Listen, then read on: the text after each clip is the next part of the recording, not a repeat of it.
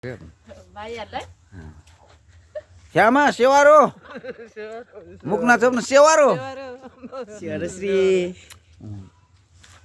आराम हुनुहुन्छ नि बोजू मुख नचप्नु अनु मेबी ल अहिले चाहिँ म इलाम जिल्लाको माई नगरपालिका 7 तमाखे होइन यो तमाखे खैरेनी मा आइपुगेको छु है छ्यामाको घरमा मेरो आफ्नै मम्मीको बहिनी उहाँ अलिकति जाँडक्सीले तनावग्रस्त हुनुहुन्छ अनि सुर्ती खानुहुन्छ यस्तो छ